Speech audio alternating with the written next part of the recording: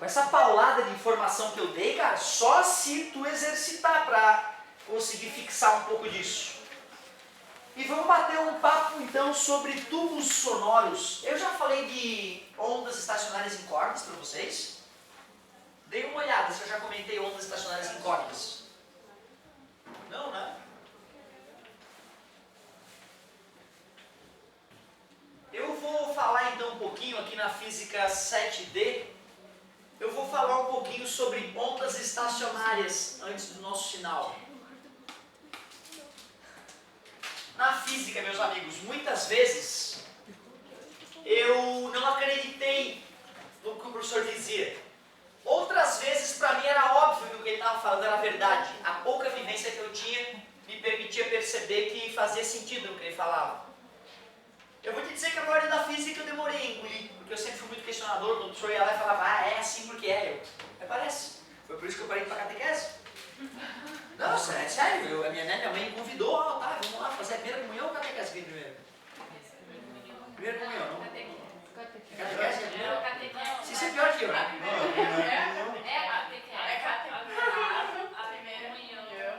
É o primeiro, aquele primeiro. Não passei do primeiro. Quando eu comecei no... Não sei pronunciar. Sinõezinho. Quando eu comecei lá, eu cheguei a noviça, ela insistia em algumas posições, né, e eu queria saber o porquê. E aí eu me magoei com ela, cheguei para a mãe, ela quer, porque e eu não gostei. A minha mãe não me obrigou, e então ficamos por isso. E é assim a minha vida, eu sempre questionei as coisas, sempre questionei, não gosto do que é, porque é. Então é bacana quando a gente questiona, eu acho, né, desde que a gente não ofenda, obviamente, as pessoas. Eu sempre fui um menino um pouco arredio. Então tu vê, quando o meu professor me falou de ondas estacionárias, eu entendi quando ele falou das cordas. Ondas estacionárias em cordas. Eu sempre adorei brincar com corda, desde pular corda, esticar a corda, fazer tirolesa. Minha mãe sempre apavorada.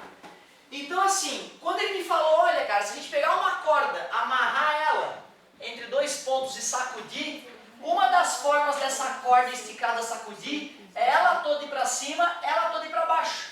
Isso ocorre tão rápido, ela na verdade está indo e voltando essa onda. Ocorre tão rápido que a onda parece estar parada. Quando ele falou disso, eu acreditei na hora. Por quê? Porque no meu banheiro tinha uma janela basculante que quando eu ia abrir ela,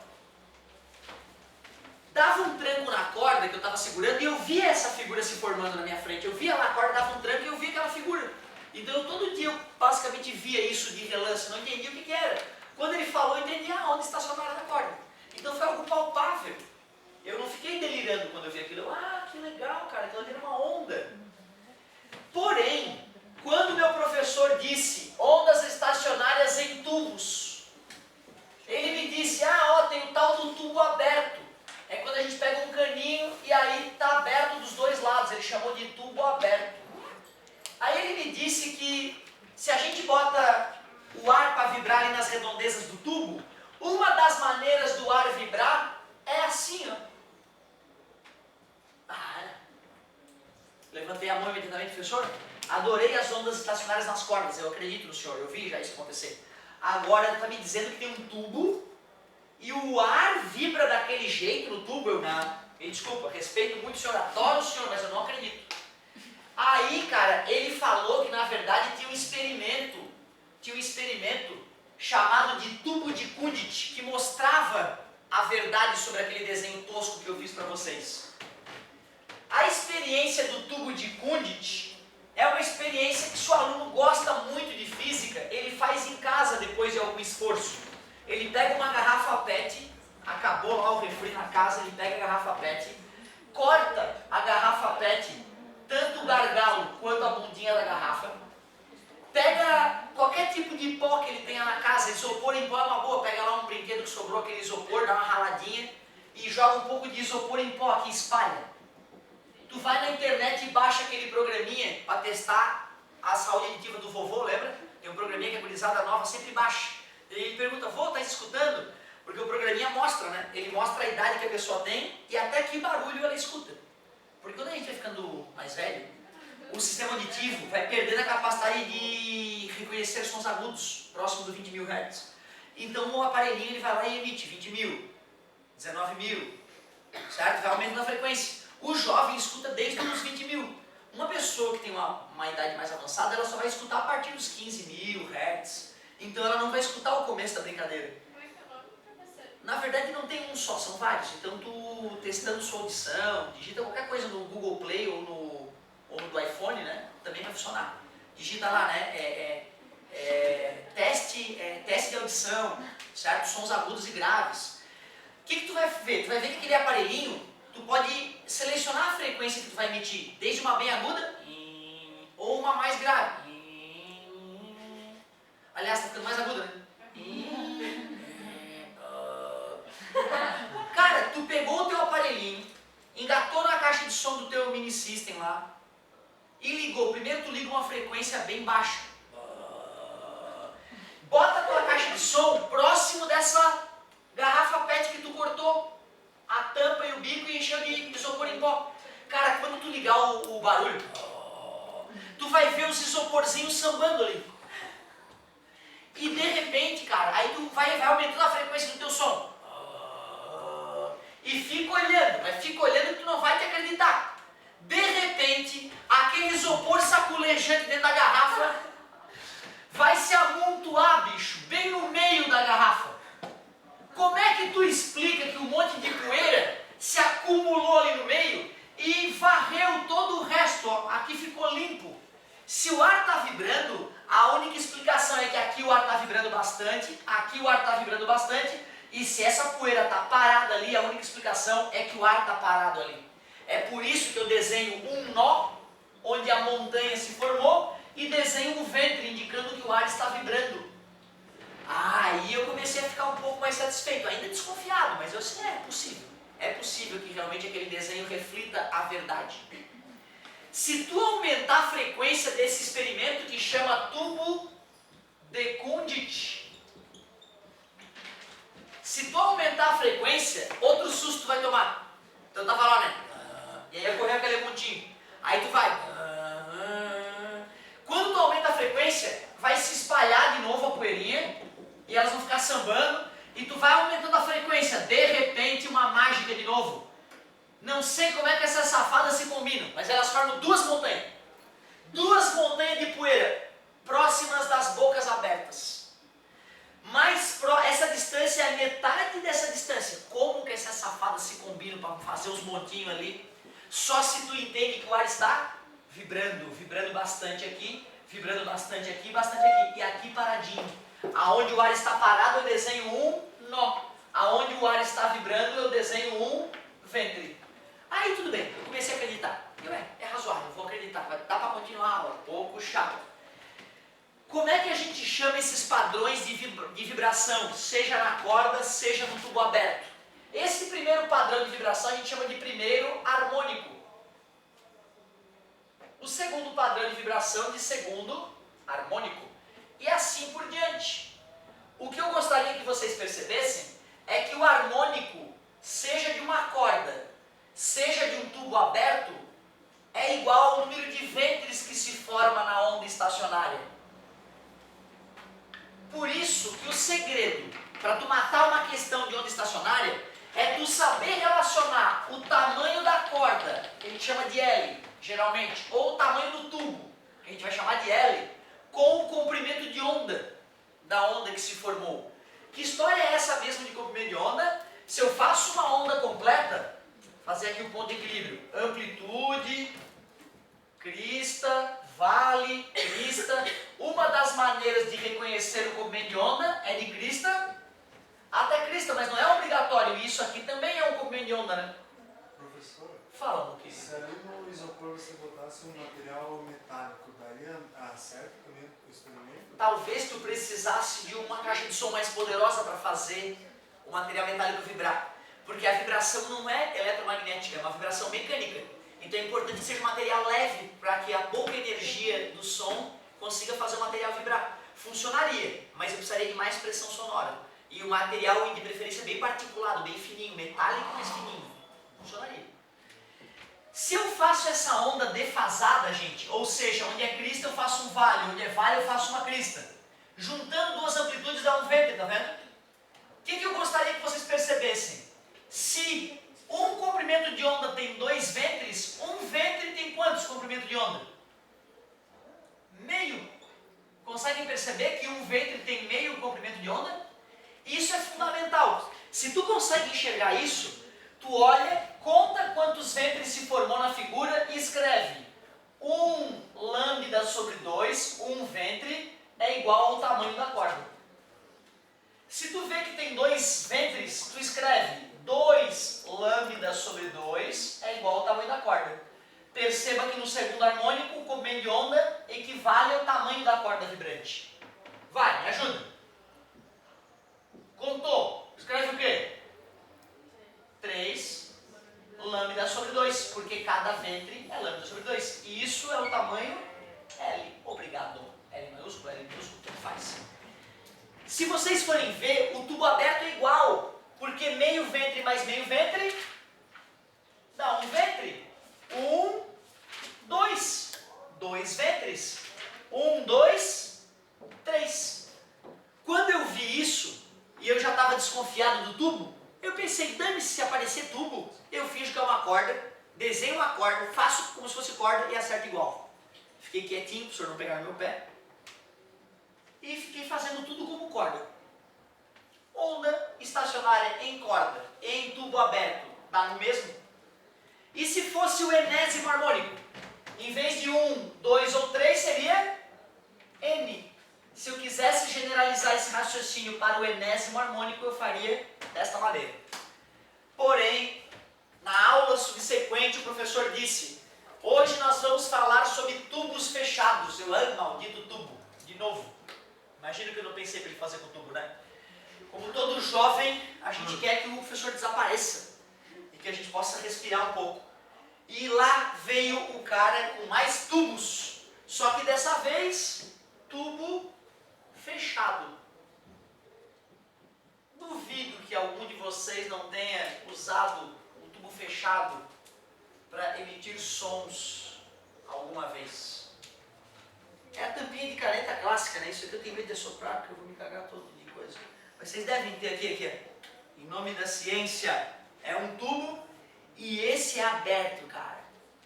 Esse é aberto. Agudo, hein? Próximo dos 20 mil. Deixa eu ver. Agora fechei. Porra, que massa! Tu viu, cara? Abre, fecha, muda a frequência do som, Cacilda. Vamos calcular a frequência desse som. Vamos calcular. Não é possível. Ó, tá um pouco babado, mas foi o nome da ciência. Certo? Eu tô brincando, escovei os dentes com sensor DIN. Proteção máxima contra placas. Certo? Galera, olha só. Eu já estou especialmente idiota. Me desculpa. Eu vou pegar esse meu tubo e vou chamar de tamanho L. Assim como a gente fez com a corda e com o tubo aberto. Se nós realizássemos a experiência com o tubo de Kundit, nós perceberíamos que os padrões de vibração do ar nesse tubo fechado seriam levemente distintos dos padrões anteriores. Primeira coisa que a gente percebe, na parte que era aberta do tubo tinha sempre meio ventre. Na parte fechada agora vai ter sempre um nó, porque ali naquele nó não vai poder ter vibração do ar, já que a parede está fechada. Na parte aberta continua o meio ventre acontecendo. Só que tem uma coisa que é marcante. Primeiro, antes nós podíamos contar de ventre em ventre. Agora não dá mais para contar de ventre em ventre. Eu brinco com os alunos que vai ter que fazer a cesárea. Vai ter que cortar o ventre ao meio e vai contar de meio em meio ventre, porque sempre vai ter meio ventre. As minhas piadas idiotas de sempre. Já que vai ter que cortar o ventre ao meio, vai ser cesárea. Meu filho nasceu de cesariana, uma coisa muito marcante na minha vida. Depois eu descrevo para vocês, cara, que coisa mágica. Uma cesariana. Eu não sou a favor, óbvio, né? Parto natural, né? Todo brasileiro está bem informado, né, nessa discussão, né, grave sobre saúde pública mundial. Nós temos que ser a favor do parto normal. Mas que técnica, que foda. Os caras usam eletromagnetismo, usam tudo para fazer a coisa acontecer. Né? É mágico. Depois eu descrevo para vocês. Mas deixa eu fazer uma coisa aqui primeiro. Meio ventre. Meio ventre. Faz a cesárea, coisa linda. 1, 2, 3 meios ventres, beleza? Faz a cesárea, corta o ventre ao meio, corta o ventre ao meio. 1, 2, 3, 4, 5 meios ventres. Se nós vimos anteriormente que um ventre é lambda sobre 2, meio ventre é lambda sobre 4. Então a técnica continua a mesma de antes, só que em vez de contar de ventre em ventre, tu conta de meio em meio. Nesse caso é 1 lambda sobre 4 é igual ao tamanho do tubo. 1, 2, 3. 3 lambda sobre 4 é igual ao tamanho do tubo. 1, 2, 3, 4, 5. 5 lambda sobre 4 é igual ao tamanho do tubo. Primeira coisa marcante. Antes ia de 1 para 2 para 3, agora no tubo fechado foi de 1 para 3 para 5. Portanto, os físicos chamam esse primeiro modo de vibrar de primeiro harmônico e o segundo modo de vibrar de terceiro harmônico. Isso não é para ferrar ninguém. É porque do primeiro para o terceiro harmônico a frequência triplica.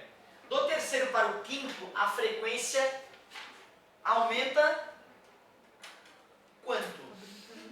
Daqui para cá eu multipliquei por 3, né? Concorda comigo? Daqui para cá eu multipliquei por 5. Então daqui para cá eu dividi por 3 e multipliquei por 5. Multipliquei por 5 terços. Certo? Portanto, a gente tem que tomar cuidado e lembrar que tubos fechados só tem harmônicos ímpares. Se eu quisesse generalizar esse raciocínio, eu poderia escrever que n vezes lambda sobre 4 é igual ao tamanho do tubo, desde que tu recorde que esse n é um número ímpar.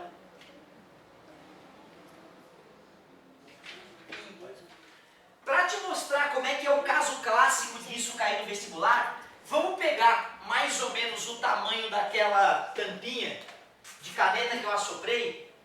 Primeiro, vocês acham que quando eu assoprei a tampinha de caneta, vocês acham que deve ter ocorrido primeiro, terceiro ou quinto harmônico?